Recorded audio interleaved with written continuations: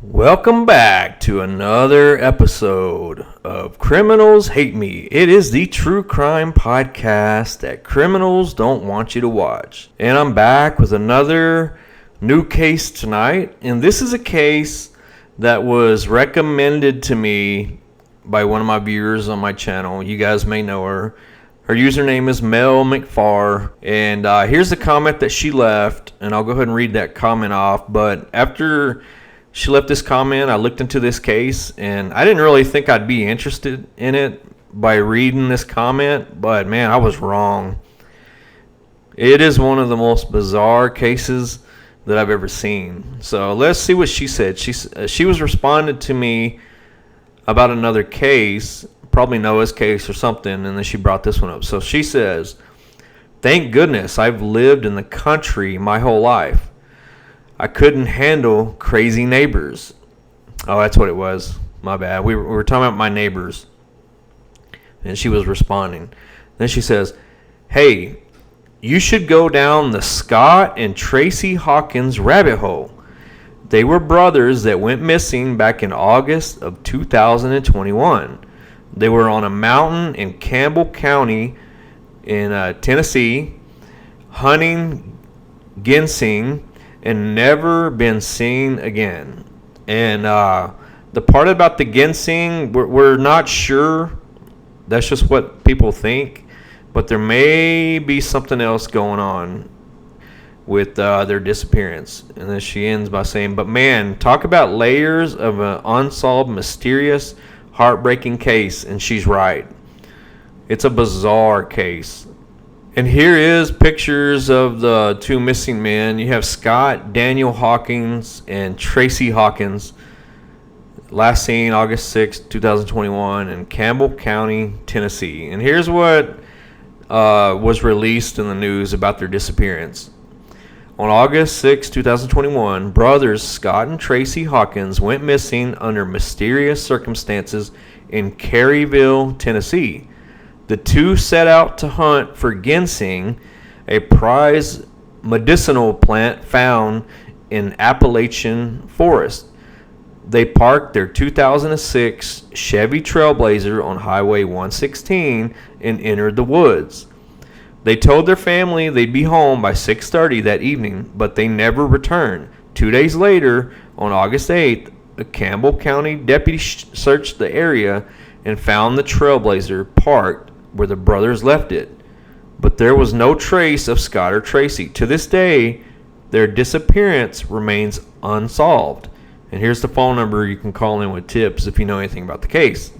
And so I began my little venture down the rabbit hole in this case, and I found this documentary that was released just a few days ago, and it's on this channel, the Appalachian channel with John. And what I'm going to do is I'm going to point out some stuff that I think is very, very strange, okay? I have my thoughts on what happened to these guys, but I appreciate John for doing this documentary because he interviewed one of the neighbors of the Hawkins brothers.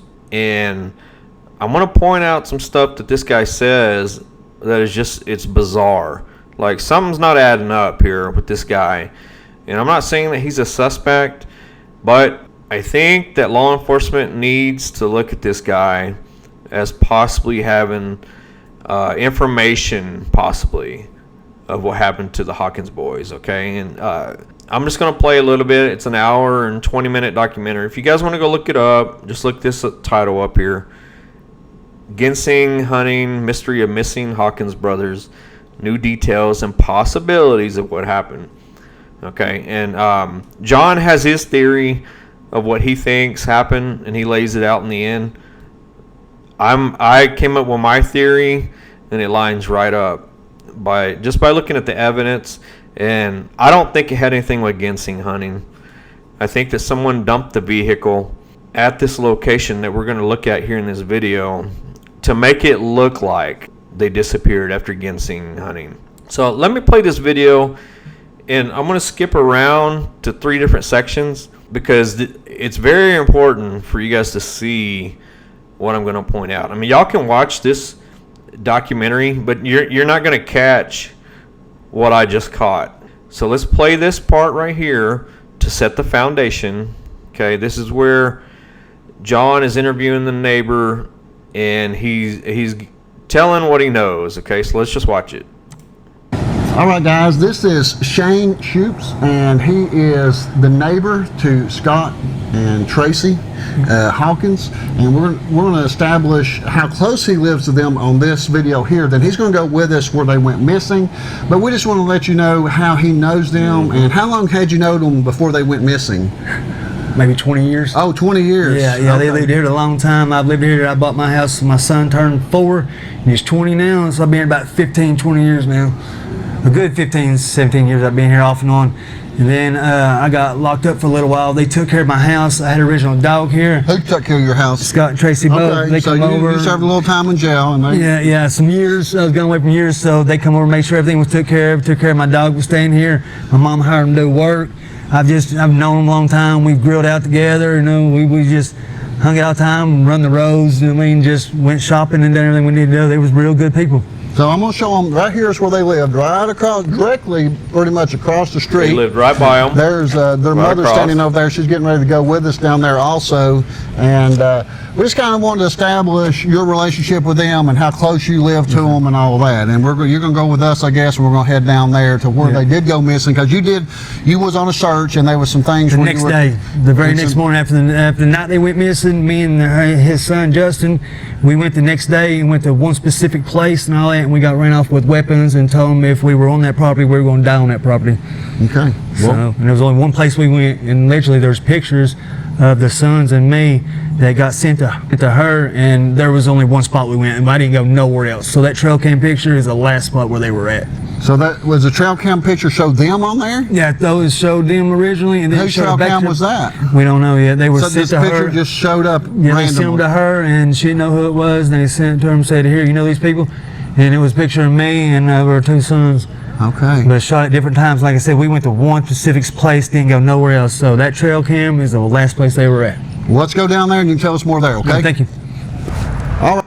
Okay, so we're going to keep going a little bit in this same clip here. I'm just setting the stage here. He knows where they went ginseng hunting, and now they're at the location of where they parked their vehicle to go ginseng hunting. And he just admitted he was on the trail cam with them. So I'm going to put it all together at the end, guys, but something's up with this guy right here. I don't know what it is, but he starts deflecting here in a minute. So anyway, so let's watch this, and he explains the next section of where the vehicle was found. All right, we just showed you the clip from Shane's house, how close he lives. Now we're about 15 miles away, right here on the Campbell County border, Campbell County, Anderson County border. You can actually see right down there is the sign for Anderson County, Campbell County. That says Anderson County down there. So that was one of the problems originally. They wasn't for sure which direction they went to. Is that right, Shane? Yes. So this was common for them to park here. Yeah, they parked right here behind this truck, like right off the road, and they.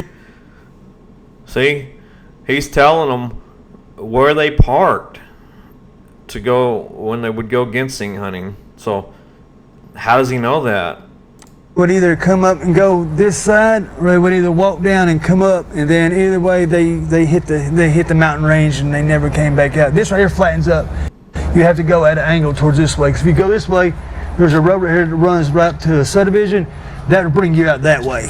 So they're going to have to go this way to hit the ridge to get thicker. Have you ever ginseng with them before? No, I've never been, because years of misspent youth. I always want to go with them. See? He's saying he's never been ginseng hunting with them. Well, why was he on the trail cam? So I think right there we've caught this guy in one lie. But I just never had a chance to get out and go. I wouldn't even know if I seen it laying here on the ground right now. But I didn't know they were avid ginsengers. They were out daylight to dark. They loved it. So yeah, I'm getting a lot better picture now. That I was thinking there was a road like behind here that they went up, but they went over this ridge and then come into another road, which we'd call Cherry Bottom around here. Just back up this way and around, and going back towards the lake. That's how deep the place is out through there. But if they would stay straight, That's the only place they could have went. Either that or hit water. Okay, So this neighbor, Shane, knows this area very well. And you guys can rewind this. He just laid out everything in the area, and he laid out up the mountain. He laid out where the vehicle was parked. He was pointing, off in this direction of what's down there, and he's talking about this way, about the roads that you'll run into. He knows this area very, very well, and this is going to come into play here in a little bit in one of these other clips, okay? And we're about to jump into, but I don't know what this guy's hiding by deflecting so much and claiming that he doesn't know stuff, but then he says that he does. So he's all over the place. It's very strange. And when you guys watch this entire hour and 20 documentary, you'll understand even further what I'm talking about. But I just wanted to point out a few sections, a few minutes of this whole video that have to do with this guy, okay? And so now we're going to jump into the next one here, because this is where it gets very strange. Okay, this is the part where it gets weird. So basically John Ward, he's the one who runs this channel here. He drives back to Shane's house, the neighbor, okay? That first clip that we saw, that was 10 days earlier in the documentary. And I'm starting to think that John is starting to think the same thing that I'm thinking. He's not going to say it. He's not going to mention it, but you're going to see some facial expressions going on. And the fact that he wants to come back to Shane's house and talk to him and then get him to go back to the location again. I think that John is basically double checking this guy's story because something's not adding up. That's and that's just part of the situation that I'm seeing that John's not saying out loud. But I think deep down he knows exactly, what I'm thinking here too, that Shane knows something. So anyway, so here's the video of him coming back to get with Shane, and they're going to go down. But listen to what Shane says at the very end of this clip, and I'm going to stop it there. It's very odd. Hey, John. You doing okay? Good. How's it going today? Good. How you doing? All righty. You ready to go? Yeah. Okay. Let's get it. Need help with your dogs? No, they'll load up good. They'll load up good? Okay.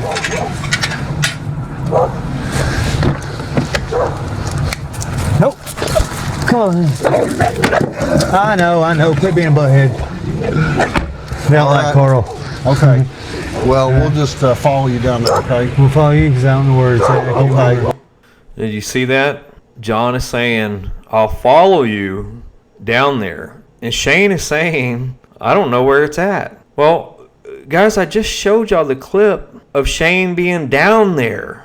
And he was talking about where the boys would park. And he was giving a lay of the land and all the roads in the area. And he knows exactly where it's at.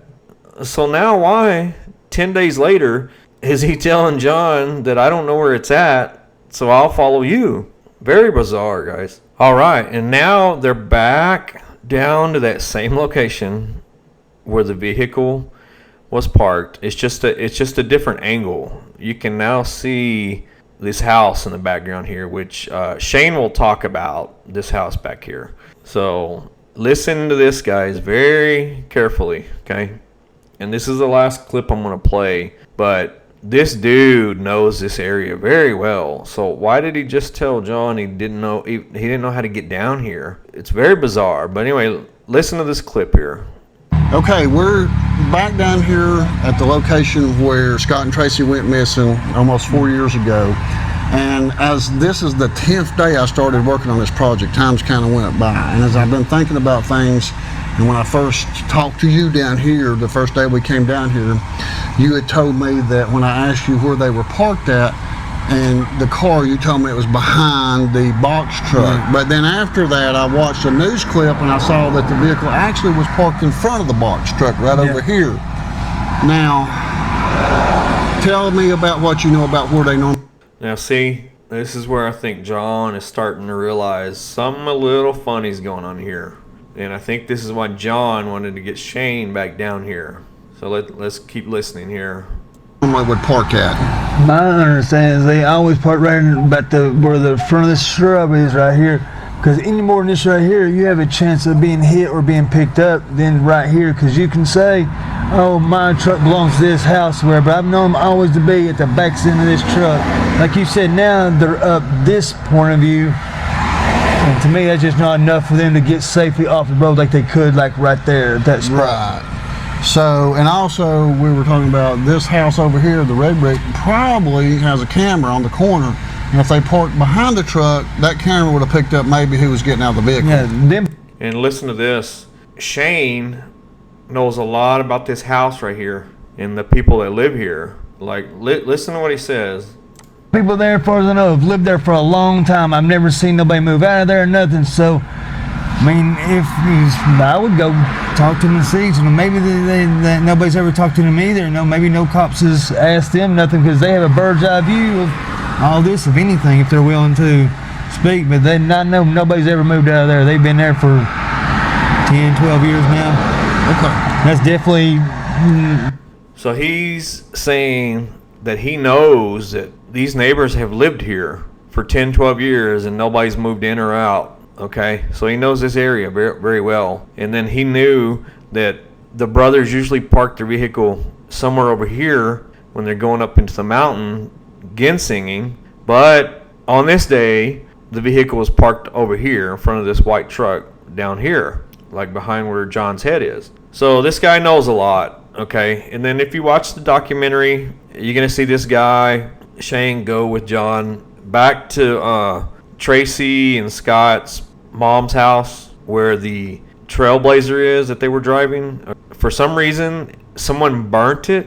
They didn't burn it to the ground, but they burnt it, and supposedly that happened like on Halloween night. And this guy, he sure is trying hard to make everyone see that he's only 5'7", and you know that the seats are moved in the wrong position because it fits him perfectly, but it wouldn't have fit either Tracy or Scott because they were over 6 foot tall, and they would have been severely cramped. So that definitely wasn't the way that Scott and Tracy would have left the seats. You just go watch this documentary and you can see that part. Okay, but this guy is trying really hard to convince John and the rest of us of something. I don't know what. But the other thing is Tracy and Scott were known drug users. And that morning, people were saying that they were going ginsenging, but really they had a meeting set up at a drug cabin up in the woods somewhere. And ironically, that drug cabin was also burned to the ground. So you have the drug cabin burned and you have their Trailblazer burned. Now this guy, he admits that he's rode in that Trailblazer with Tracy and Scott many times.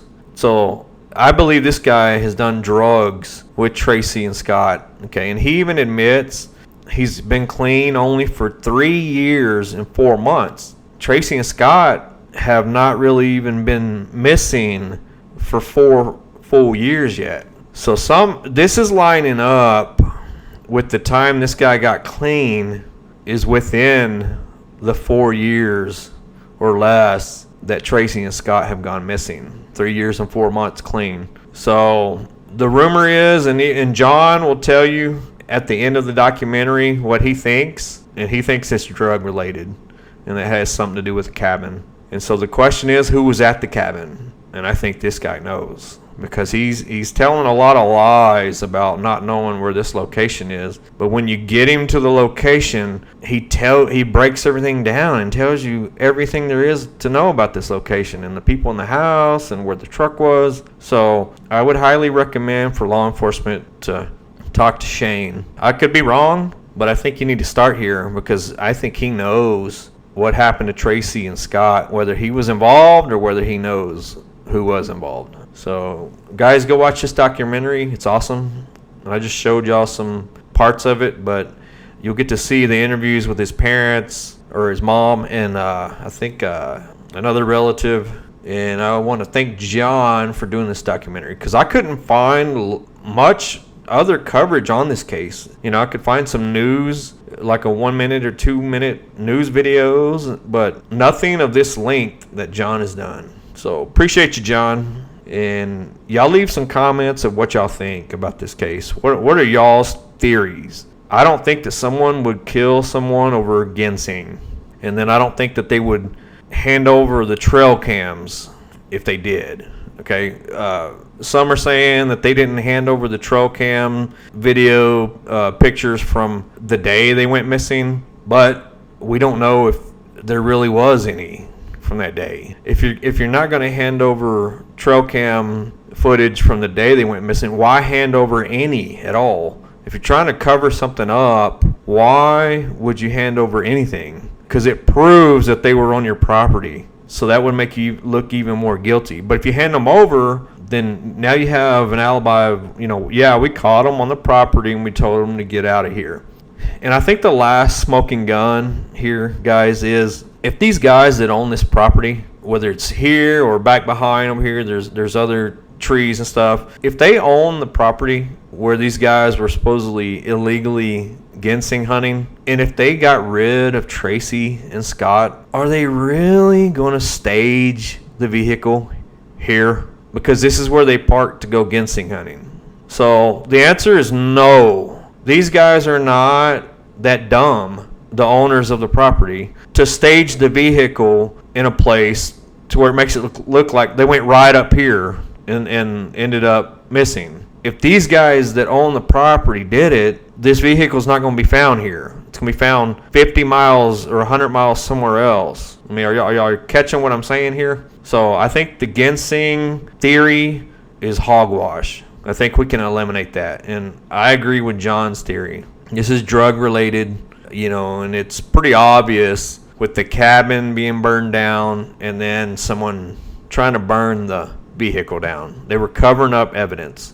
So let's get the discussion going in the comment section, guys. Let's get some likes, let's get some new subscribers, and y'all let me know what y'all think. Talk to you later.